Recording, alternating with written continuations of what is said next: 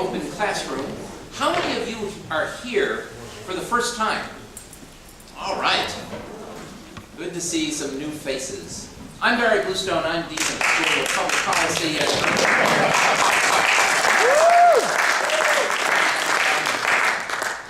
We're in for a fabulous evening. I just want to place this in some context for those of you who were not here earlier.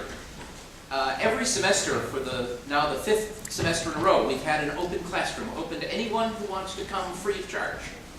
And this semester we've been, of course, looking at the question of globalization in all its many variants. We began with 5 weeks looking at the international economy, global development. For those of you who were with us, you remember some terrific lectures on that subject. We then looked at global security, looked at the Middle East, we looked at Iran, Iraq, Pakistan, and Afghanistan.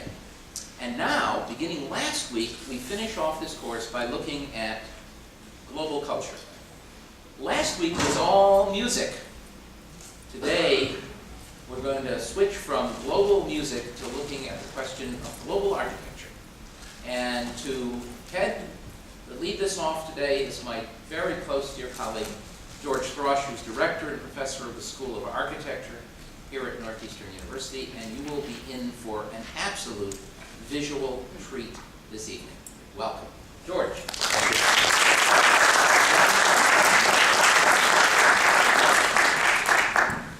Well, thank you all for coming.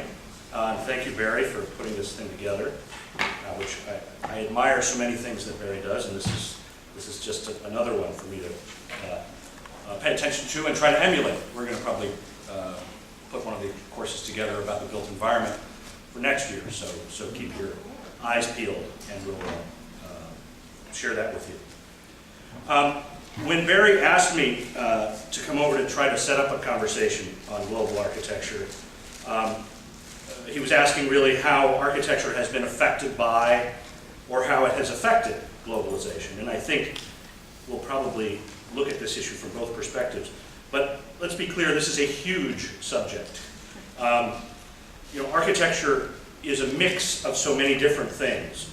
Just a quick list might include its commerce, its art, its cultural expression, its efficiency, and of course it's also ostentatious wastefulness. It's all those things. And influences, and this globalization is, with regard to architecture, is certainly not a new thing. Influences from different cultures have manifested themselves all over the world through architecture and the built environment for centuries. Colonialism and trade brought all manner of things English around the globe during the reign of the British Empire. One can see English architecture in India, French architecture in Vietnam, and Spanish architecture in South America, to name only a very few examples. But during these periods, the many cities around the world usually maintained a distinctly different local or regional character. Saigon may have had notable French imports, but it was still Vietnamese. Today, there is a sense that this may be changing. Development in China and other parts of Asia seems not so much incremental as explosive and transformative. We read of giant swaths of traditional Chinese cities being razed and replaced with new, gargantuan, international, modern architecture. A brief caveat, I have not been to China. I am going in May, taking 12 students, and maybe when we do this course next time, we'll have an entire week of lectures just on our reactions to China. We're having the students do a kind of there's a famous 19th century British architectural historian called Sir Bannister Fletcher, who studied architecture by the comparative method. And we are going to do that while we're in China. We're going to be comparing American housing patterns to Chinese housing patterns, American institutions to Chinese institutions, American infrastructure projects to Chinese infrastructure projects. And I think we're probably going to learn a great deal. So is there, after all, finally an overpowering international style? This was the dream, of course, of many early modernists, and I don't know how many people there are in this room who are familiar with architectural history, but it was a dream of a transformative, revolutionary style. In 1932, of course, at the then fledgling Museum of Modern Art in New York, Philip Johnson and Henry Russell Hitchcock mounted an exhibition by that name, the International Style, that swept the imaginations of a generation of architects. So one of our questions tonight must be, has globalization brought us a truly international style?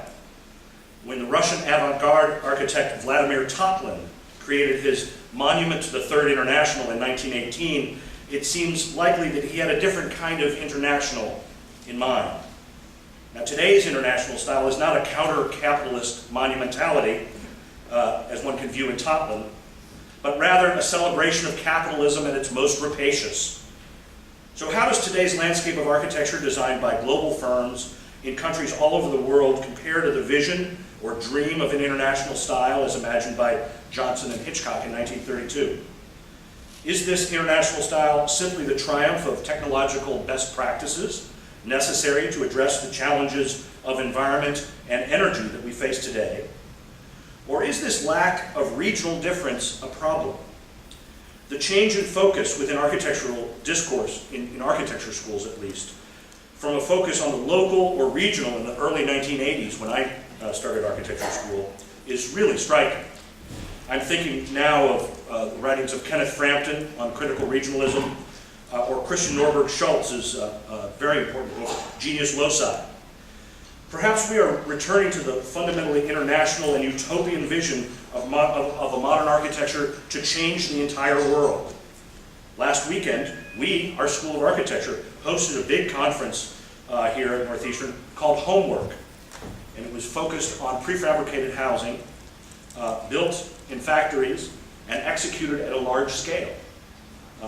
This is not the kind of subject that people talk about. If you go to public meetings in Boston about development projects, you will not hear a lot of people saying, gosh, can we have prefabricated housing? I promise. You don't even need to go, I promise. Underlying this question of international versus local is more than just whether we will create livable, environmentally sustainable, economical, and beautiful places. The underlying question is, as it often is in consumer society, one of authenticity. And I think this is a theme that will be very interesting tonight, because it's one that comes up not just in architecture, but in whenever cultural production and commerce come together, which is basically almost all cultural production. And I think we can have a lot to say about it tonight. The question is, what is the authentic representation of the forces that shape the places in our interconnected world? What should Shanghai look and feel like? What should be its similarities and differences with Houston, Barcelona, or Lagos? Cities have a way of just happening in the modern world. There are so many forces shaping them that control of these forces often seems beyond the reach of even the most powerful governments. But when we see places like Dubai, with its crazy monomaniacal build-it-all-at-once sensibility, we have to ask ourselves, how would we shape this new world? And that's, I hope, the question that we're going to be holding in our minds as we listen to our fabulous participants tonight.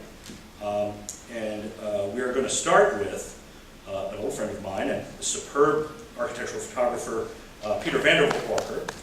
He's a freelance photographer and author whose work interprets both the natural and man-made environments. He has a degree in architecture from UC Berkeley and was a Loeb Fellow at Harvard University in 1996 and 1997. He's received grants from the National Endowment for the Arts and the Graham Foundation for his work.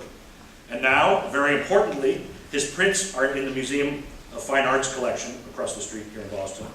And he's represented locally by the Gallery Naga on Newbury Street. With Robert Campbell, who will be joining us later, he's the author of Cityscapes of Boston, which is a fantastic book published by Houghton Mifflin in 1991. And it is, for those of you who haven't seen over the many years, the collaborations between Robert Campbell and Peter Vanderwarker on sites in the city, I think it was called Here and Now or Then and Now. And it's fantastic because it juxtaposes, the exact same place a photograph taken from exactly the same perspective on a street in downtown Boston in 1918 and 1992. It's just fantastic. Now, what's really interesting, if I could just say for a second, what's really interesting about that book and that whole premise is, at the time, I would say, and you stop me if I make a mistake, at the time, the implication of the pairing, the cityscapes of Boston pairing, was, well, obviously the old example was better, right? In almost every pairing you looked at, there was an agenda, I would say, quite a clear agenda, which was, come on, you know, everything we build now is crap. And it used to be great.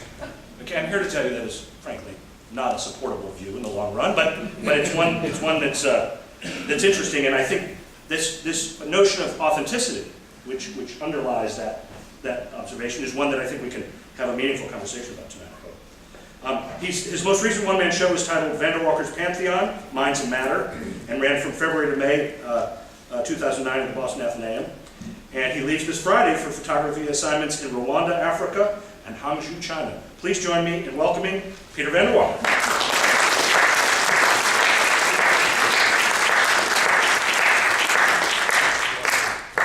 Thanks so much. It's nice to be here. And spring's been canceled. It's now summer. So.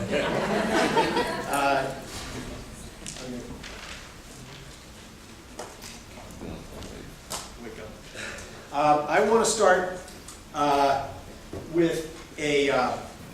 This is great. I'm at lunch, and the New Yorker arrives, and so I pick it up. I'm an addict. I pick it up, and it's a review right in the first pages, the Talk of the Town.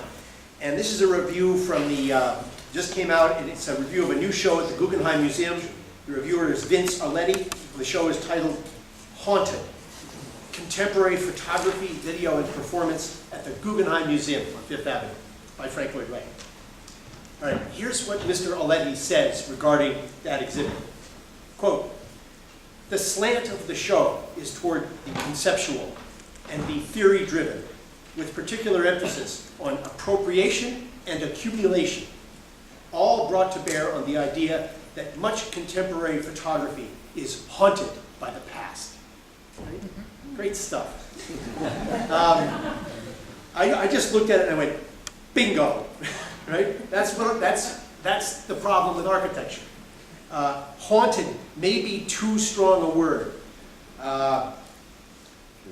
Informed, perhaps.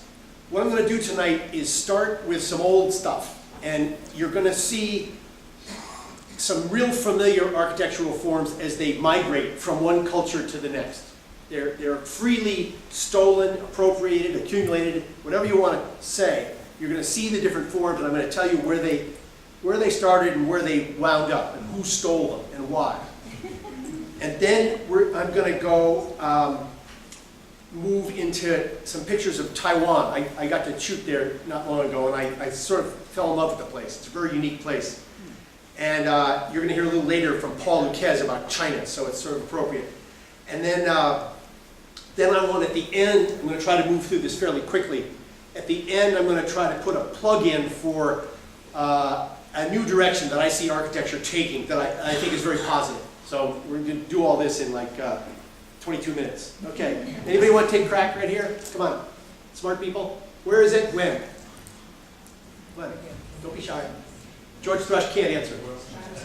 What? Got it. Boston, 28 State Street, 1850. Okay?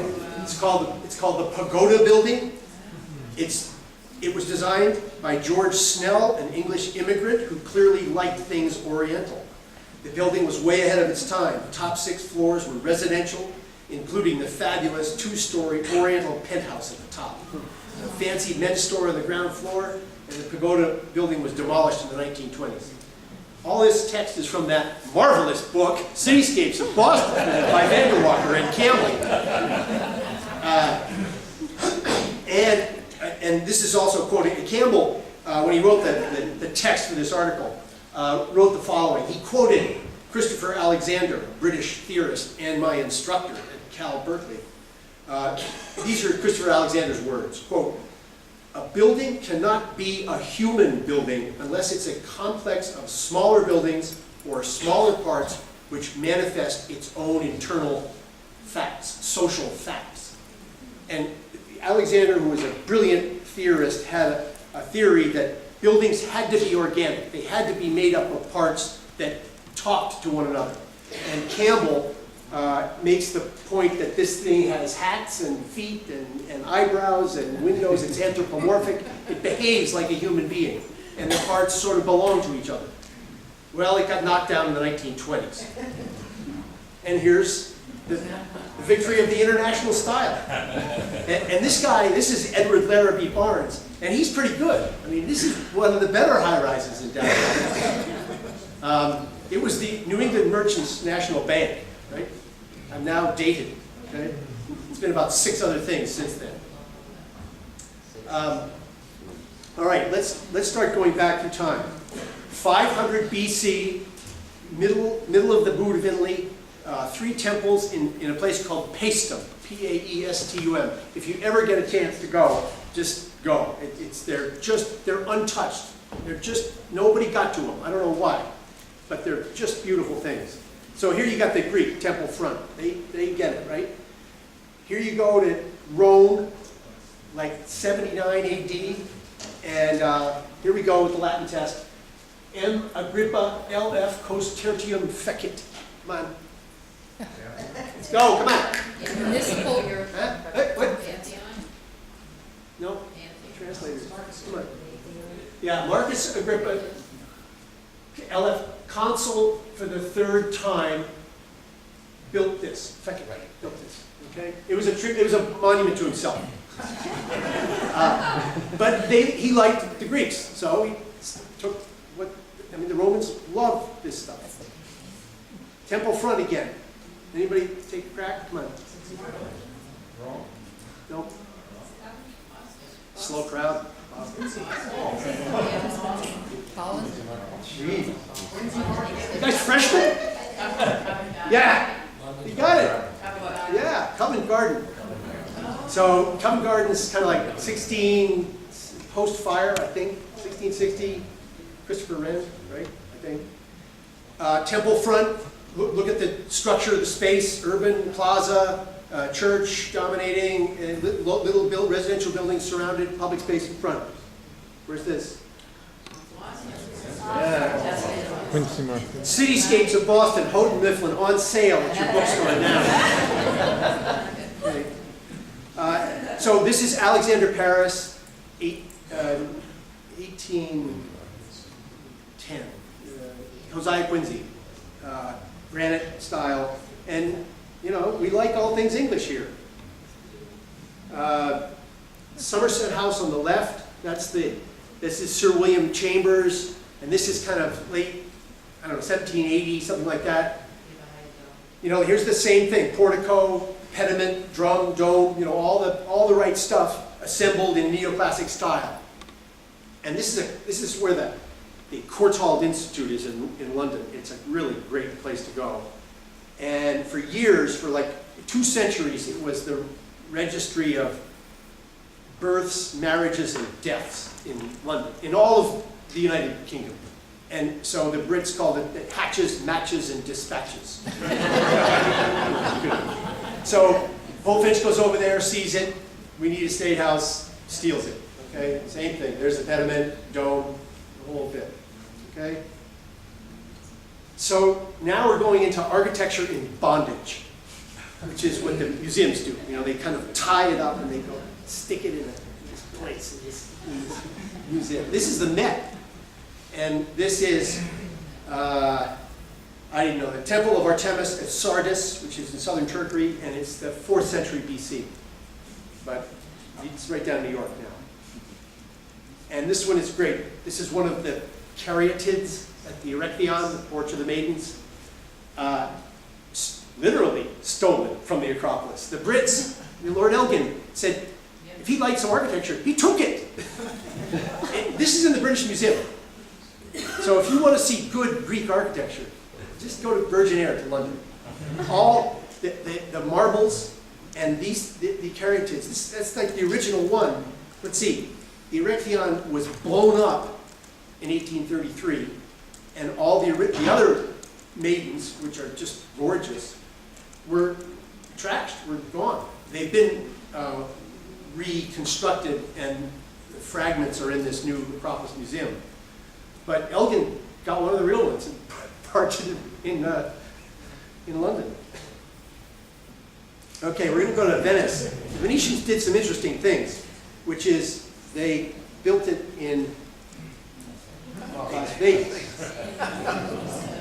And this Venice is better because the water's really clean. You can get Budweiser, you know. And the sky's always blue because it's the lit ceiling. So I like this one better. And Vegas is the best at this game because they say, yeah, we'll steal it and you'll love it and just come play the games. So it's really great. And the way they did New York is it's fabulous. These guys just kind of squish all this stuff together and it's all terrific.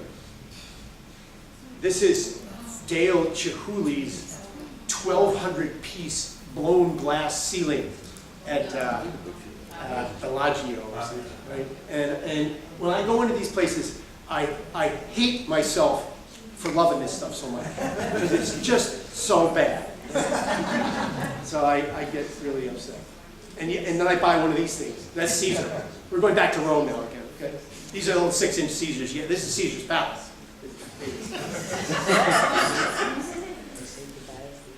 All right, now we're going to do the Taiwan piece.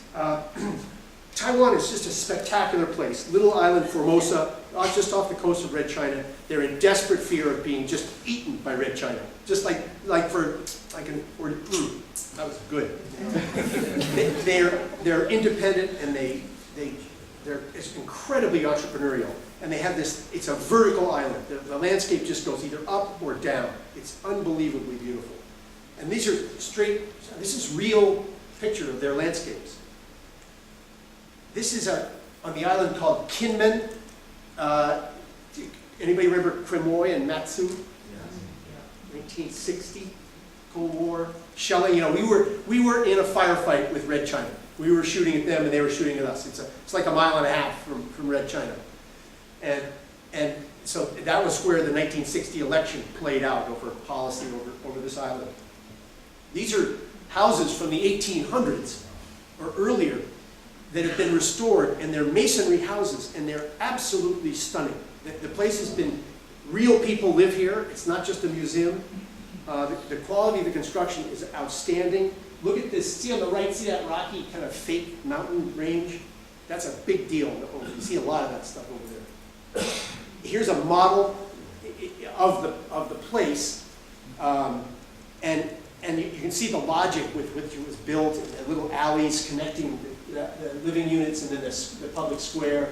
And it's just amazingly beautifully done.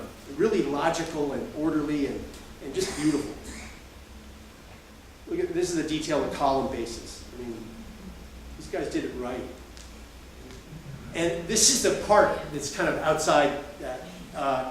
So they love to take landscapes and squish them, flatten them, so that they can kind of, you know, see them like they see their paintings. You know, they do it all over the place. Here's a garden inside a private house in the middle of Taiwan. It's a rich guy, and he's got a bridge and a pavilion and a gate and a pond and a little mountain, and it's all made, and it's about 6 feet deep. There's nothing to it. You know, a person is that gate's barely 5 feet high. So, and here's the view. This is looking from one of the tall buildings at the way Taiwan grows, because it's got these hills that are so steep you can't build on them. So you get this flat, you know, city, green, city, green, city, green. And it's beautiful, I think, because there's no sprawl. It's, you know, you're going to build, and you don't build, leave it green. Now we're getting into the pot part. These things are like right next to each other, right? The little China dolls, you know, with the funny little faces, and this stuff is everywhere. Everybody loves it, in the houses and in the markets, and it's been. And then the food dogs, the traditional, you know, things. made out of granite guarding the gates, and they just seem to coexist. Pop is not a problem over there. It's a huge problem for me, but not for them. Here are the kids, right? They're on a school outing in this wonderful gorge, and I was leaving a